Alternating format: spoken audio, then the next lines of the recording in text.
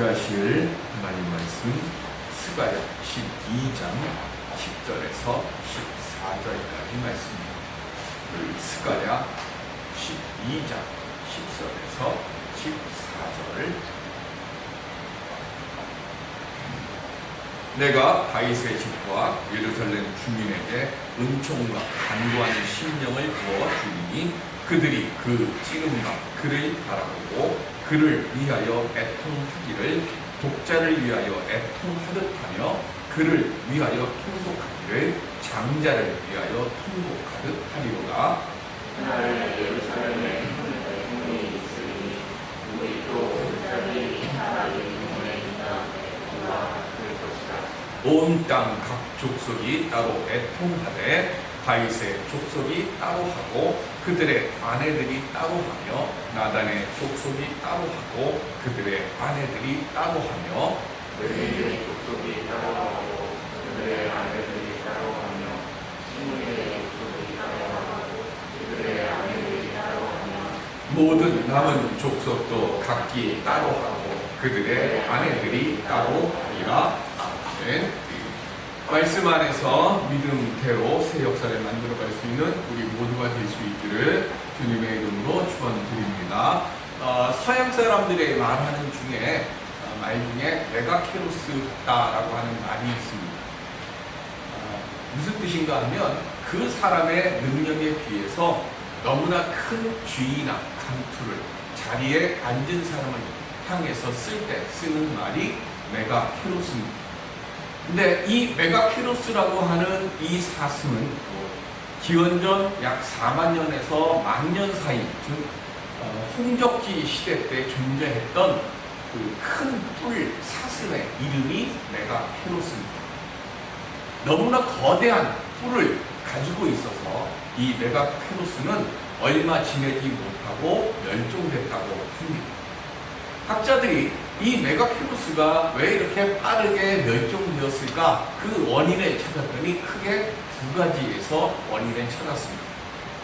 첫 번째는 몸에 비해서 뿔이 너무나 크다 보니까 그 뿔의 무게에 짓눌려서 번식에 실패한 것이 첫 번째고, 두 번째는 뿔이 너무 크다 보니까 자기를 공격하는 맹수에게서 빨리 도망을 쳐야 되는데 뿔의 무게에 눌려서 빨리 도망치지 못하니까 맹수들에게 잡아먹혀서 그렇게 죽었다는 겁니다. 뿔이 너무 크다 보니까 써먹을 데가 별로 없어요. 내가 가지고 있는 이 뿔이 이만큼 크고 이만큼 멋지고 이만큼 강력하다, 이거를 좀 누군가에게 보여줘야 됩니다. 그러다 보니까 서로 큰 뿔을 가지고 지들끼리 부딪히고 안 되면 들이받고 이렇게 하다 보니까 번식에는 신경을 쓸 수가 없었습니다. 마찬가지로 하나님께서 우리에게 메가케로스의 뿔처럼 아무리 뛰어난 가능성을 선물로 주셔도 내 마음속에서 그 메가케로스에게 주셨던 그 큰 뿔을 잘 받고 잘 사용할 수 있는 감사의 마음과 그리고 겸손의 마음, 그리고 섬김의 마음이 없게 되어지면 그 하나님이 주시는 큰 달란트는 복이 아니라 뭐가 되는 거예요? 화가 되고 재앙이 되는 거예요. 성도는 그래서 가장 멀리 해야 할 것 두 가지가 있습니다. 하나는 교만함, 그리고 하나는 자기만 생각하는 이기심입니다. 그래서 사도 바울도 이것을 조심하라고 빌립보서 2장 3절에 이렇게 말씀하십니다. 시작. 아무 일에든지 다툼이나 허영으로 하지 말고 오직 종의 마음으로 각각 자기보다 남을 낮게 여기고 하나님과 근본 본체이신 예수 그리스도께서 자기를 비우시고 종의 형체를 가지고 육신이 되셔서 이 땅에 오셨고, 그 예수님께서 우리에게 보여주신 본이 뭡니까? 섬김의 본이에요. 그 섬김의 본을 보여주시고 우리를 위해서 십자가에 못 박혀 죽으시고 부활해 주셨습니다. 오늘 예배를 드리려고 이 코로나와 폭염과 또 조금 있으면 비가 오는데 이 비를 뚫고 우리들이 지금 이 자리에 온 이유가 뭡니까? 우리는 예수를 그리스도로 믿고 그리고 그 예수님의 삶을 따르겠다고 고백했기 때문에 오늘 우리들이 그 여러 가지의 어려움들을 속에서도 주님의 말씀을 듣고 주께 영광 돌리는 예배를 드리기 위해 이 자리에 나왔어요. 그러니까 오늘 우리들은 그 안에서 제일 먼저 시작할 것, 섬김의 본을 따라 살면서 주님의 사랑 안에서 사랑의 공동체를 만들어 가겠다고 예배의 시간마다 기도의 시간마다 오늘 우리는 다짐하면서 살아가야 하는 겁니다. 각각 우리들에게 맡겨져 있는 일들 속에서 서로의 지체들을 존중해주고 그리고 서로 겸손히 섬기며 나갈 때 그때 아름다운 교회 공동체를 든든히 세워갈 수 있도록 우리 주님께서 우리 모두에게 역사해 주실 줄로 믿습니다. 오늘 내 믿음 안에서 내가 섬김의 본을 보여야 할 일이 무엇이 있는지 나를 통해서 주님께서 이루시고자 계획하신 일이 무엇이 있는지 늘 겸손히 묻고 그래서 주 안에서 날마다 새 능력 얻고 새로운 은혜의 공동체를 만들어가는 가정과 교회를 만들어갈 수 있는 우리 모두가 될 수 있기를 주님의 이름으로 기원 드립니다. 그럼 우리가 어떻게 하면 그런 은혜의 새로운 공동체를 만들 수 있을까요? 스가랴 12장에도 1절부터 9절까지는 하나님께서 예루살렘을 난공불락의 요새로 새로 주시는 역사가 기록됩니다.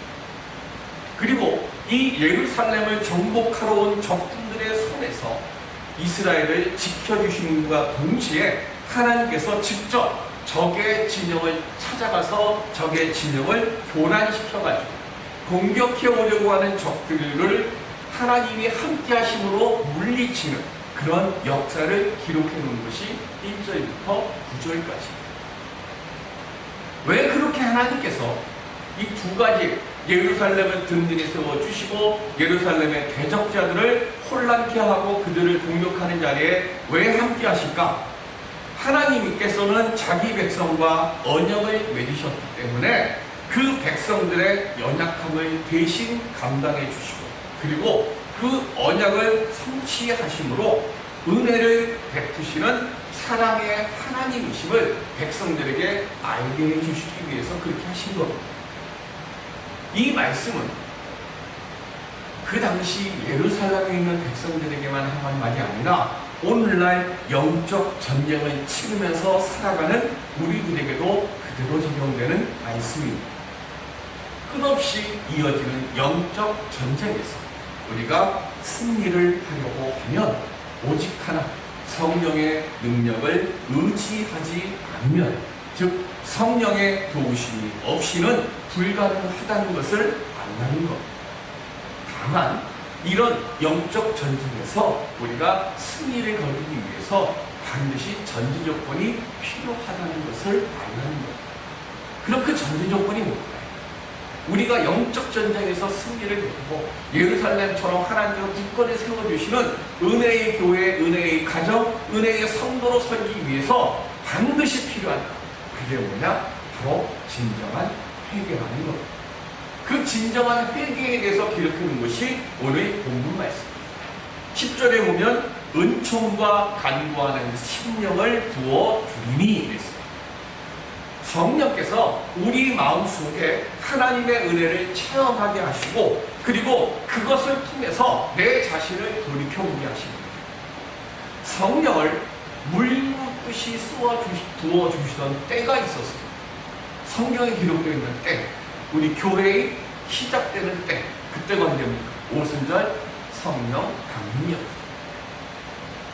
오순절 성령 강림의 역사가 일어나는 그때 성령 충만함을 입은 베드로가 설교를 합니다.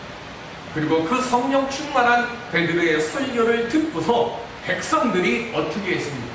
사도행전 2장 37절 시작. 그들이 이 말을 듣고 마음에 찔려 베드로와 다른 사도들에게 물어 이르되 형제들아 우리가 어찌할꼬 하거늘 말씀을 들었어요. 다 듣습니다. 말씀을 다 들어요. 왜? 귀가 먹지 않은 사람들은 무언가 누군가가 얘기를 하면 그 말을 다 들어요. 그런데 성령의 인치심을 받지 않은 사람은 그냥 말씀이 일로 들어왔다가 일로 나가요. 그런데 은총과 성령의 부으심을 받으면 이게 일로 들어왔다가 어디로 가는가 하면 내 마음으로 가고 내 머리로 가는 거예요. 그래서 그 말씀이 들어왔다 나가는 게 아니라 내 마음 안에서 움직여요. 그래서 나 자신을 나를 돌이켜보게 돼요. 이게 성령 부음의 은혜란 말이에요. 그러니까 말씀을 듣고 성령 충만한 베드로의 말씀을 듣고 이들이 뭘 했어요? 똑같이 은총을 받고 성령 인침의 부음을 이 듣는 이들도 들었어요. 그러다 보니까 듣다 보니까 내 안에 꽁꽁 숨겨놨던 감춰져 있던 죄가 발견되기 시작합니다. 그 죄를 발견하고 나니까 말씀이 자기들의 심령을 찔러서 어찌할 줄을 모르는 거예요. 그래서 베드로에게 우리가 어찌할꼬 하고 배묻습니다. 당신의 말씀을 들었더니 나는 의롭게 살았다고 생각했고 나는 죄가 없다 생각했는데 당신의 말씀을 들으니까 내 마음에 찔려. 그래서 감춰있던 죄를 발견을 해. 그런데 지금까지는 아무렇지도 않게 생각해왔던 이 죄가 내 눈에 보이는 그 순간 이거는 그냥 둘 수가 없는 거예요. 그럼 우리 어떻게 할까? 그랬더니 베드로가 뭐라고 얘기합니까? 너희가 회개하고 예수 그리스도의 이름으로 세례를 받고 죄 사함을 받으라고 합니다. 세례 요한과 예수님의 공생의 첫 말씀이 뭐죠? 회개하라, 천국이 가까이 왔다. 전쟁가 나가고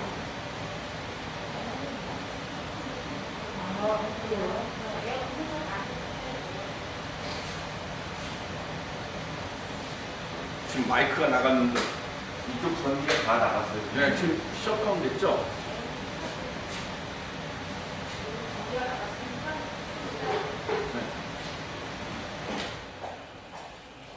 네. 그냥 뭐 에어컨 안 켜면 들리실 거예요. 예.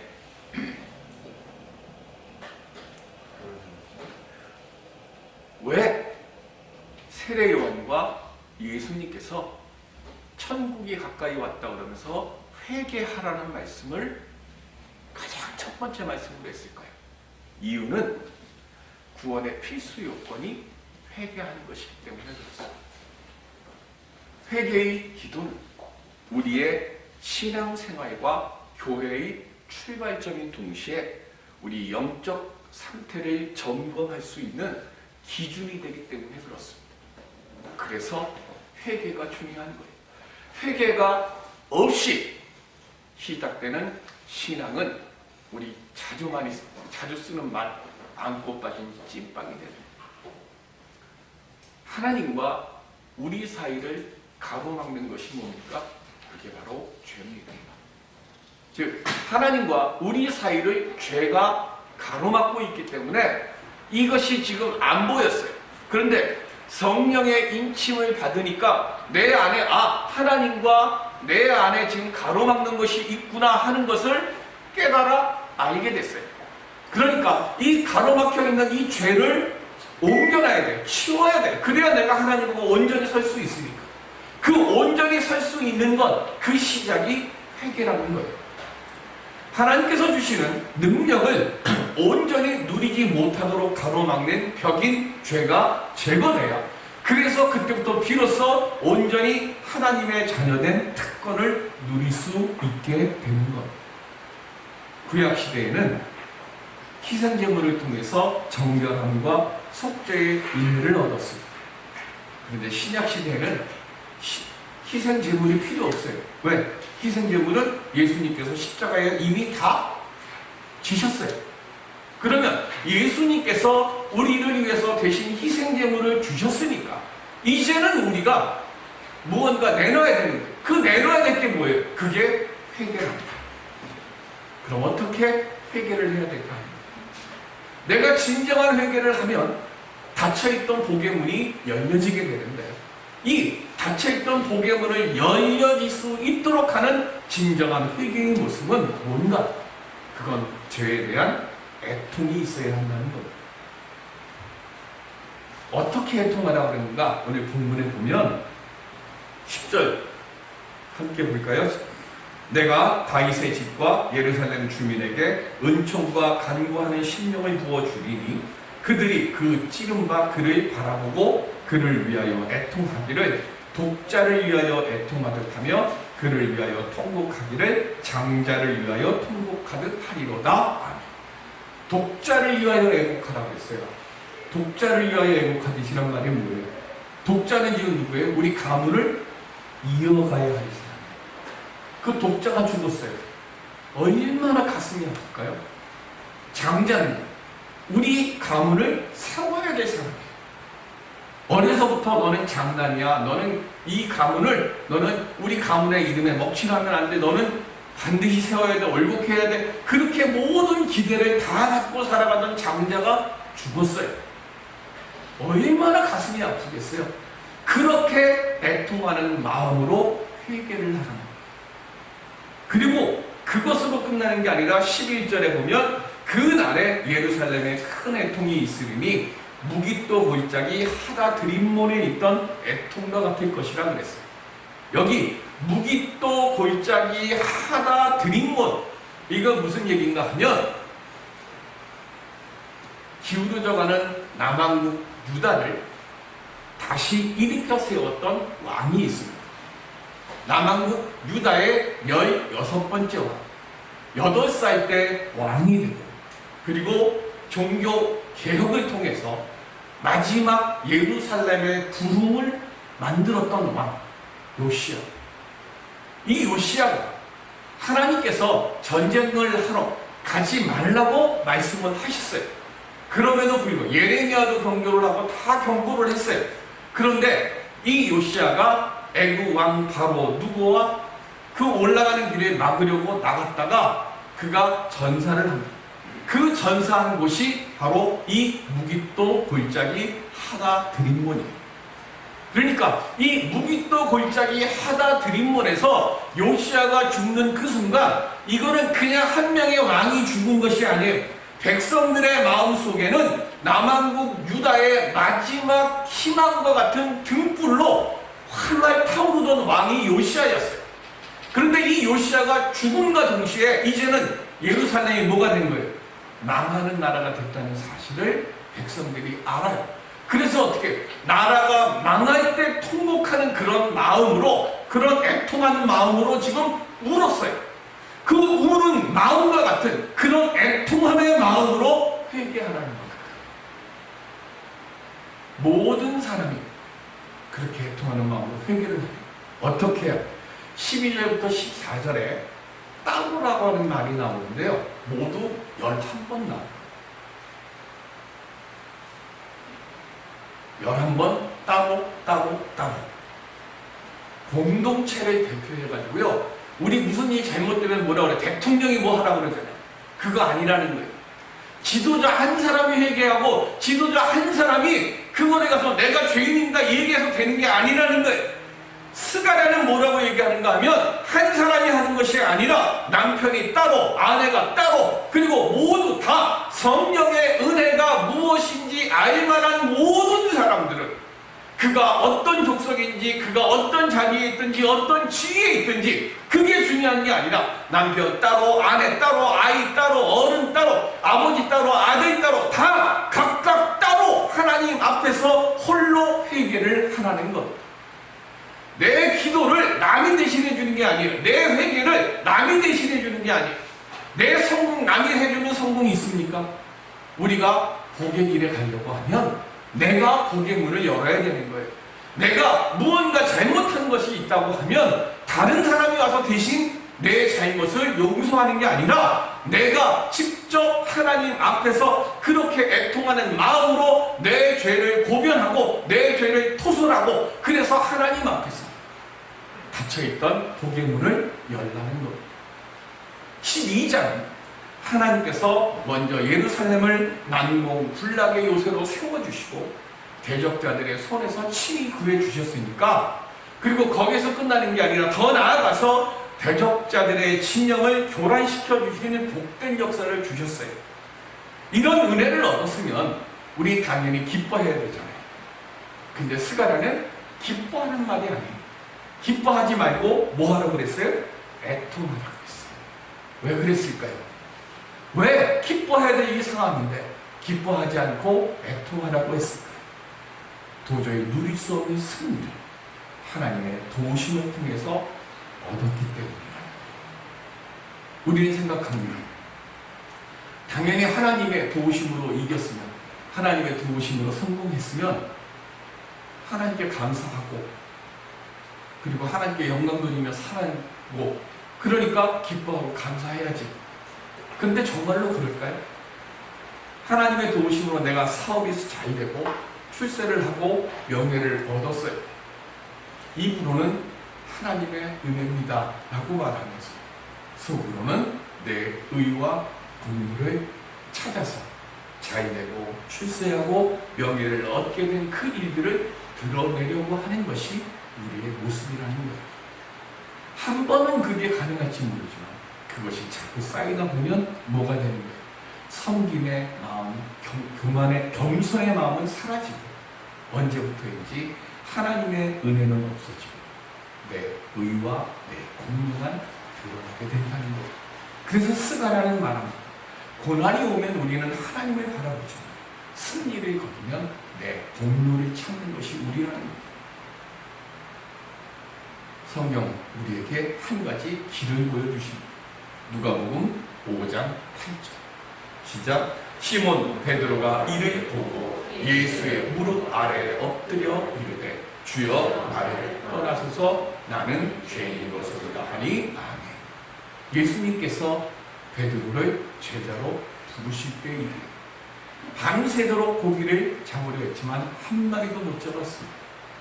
그때 예수님께서 깊은 데로 그물을 던지려 할 때 베드로가 뭐라고 그랬어요?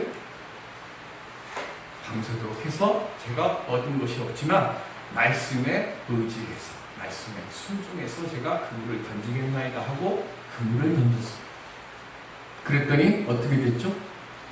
그물이 찢어질 만큼 고기가 많이 잡혔고 그것도 모자라서 옆에 있는 친구의 배를 불러서 2배의 고기를 올려놨는데 2배가 물에 잠길 만큼 고기가 가득 잡혔어요. 그때 베드로가 내가 이만큼 고기를 잡았어 자랑한 게 아니에요. 그때 바로 뭐 했어요? 무릎 아래라고 했어요. 이 얘기는 뭐예요? 바짝 내가 누웠다는 얘기예요. 예수님 앞에 바짝 납작 엎드려서 하는 말이 나는 죄인으로서이다. 나를 떠나소서. 무슨 얘기입니까? 나는 이만큼의 성공을 거둘 만한 위임도 못되고 이만큼의 성공을 내가 지킬 수 있을 만한 능력도 없는 사람이다. 그런 나에게 과분한 만큼의 이런 능력을 주셨는데 이걸 나는 뭐 한다고요?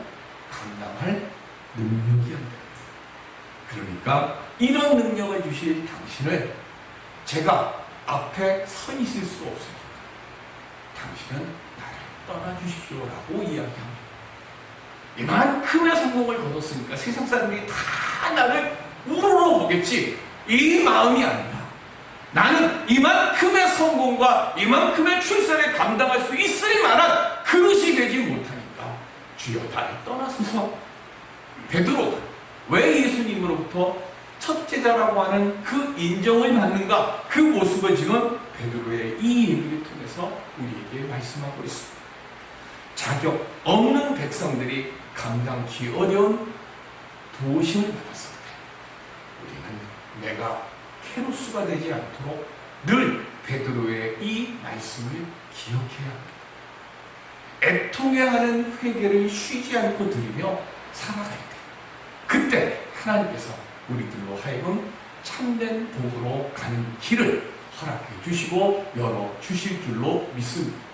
지구촌교회 이동원 목사님, 지금 원로 목사님이죠. 이 목사님이 전문가 시절 때 시골에서 사역을 하셨어요. 하루는 귀신 들린 사람이 있어서 교인들과 함께 축기를 하기 위해서 집에를 갔다고 합니다. 그 귀신 들린 사람을 앞에 놓고 쭉 둘러앉아서 보통 귀신 쫓아내는 방법들이 여러 가지가 있는데 우리가 일반적으로 가장 쉽게 생각하는 거 귀신 들린 사람 누워있고 삥 둘러서 찬송 부르면서 그러면서 보통 교육자들이 머리 위에 안수를 하든지 뭐 하든지 해서 기도해가지고 사탄아 물러가라고 쫓아내는 게 일반적인 축기의 법이에요.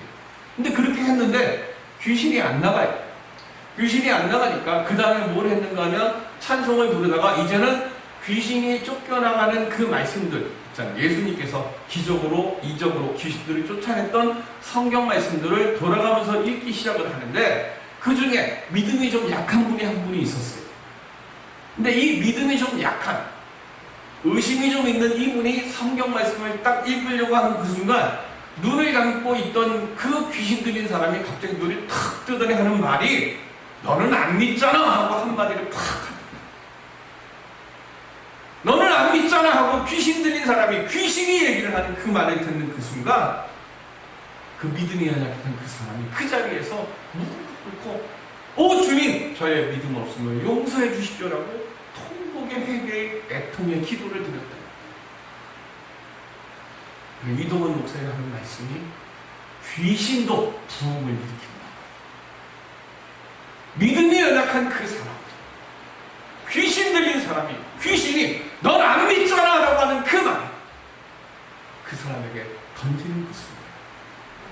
그는 감춰져 있던 자신의 불신의 죄를 발견했습니다. 그리고 그는 그곳에서 애통했습니다. 회개는요 우리가 가장 많이 하는 거죠. 술, 담배 하는 사람이 술, 담배 끊었다고 나 이게 성령이었잖아. 그런 거 아니에요. 회개는 내 삶이 변하는 거예요. 하나님의 말씀을 듣고 그 말씀 앞에서 내가 보던 가치관, 내가 생각했던 가치관이 바뀌는 거예요. 똑같은 말씀을 듣고 똑같이 귀신 쫓아내는 그 자리에 있었던 사람들 속에 왜 무슨 차이가 있습니까? 말씀을 주어질 때 그 말씀을 믿음으로 받아들이는 사람이냐 아니냐의 차이. 우리는 하나님 앞에 가는 그 순간까지 죄인을 잊으면 안 돼요. 그리고 죄와 더러움을 씻는 셈은 십자가 앞으로 나아가는 길밖에 없다는 사실 우리는 잊으면 안 됩니다.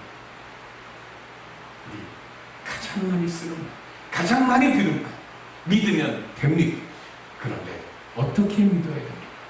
겸손함 잊지 말고 십자가의 은혜의 감사를 한순간도 놓치지 말고 애통함의 마음을 가지고 십자가 앞에 나와서 주여 나를 사용하여 주옵소서 그렇게 주께 구할 때 주님께서 우리들에게 신기하고 놀랍고 새로운 은혜의 역사로 우리 모두를 새롭게 사용해 주실 줄로 믿습니다. 우리 가정과 우리 교회 나로 인한 애통함의 마음을 가진 나 한 사람으로 인하여 부흥이 되어지고 살 길이 열려지는 은혜의 역사를 만드는 우리 모두가 될 수 있도록 주님의 이름으로 축원드립니다. 기도하겠습니다.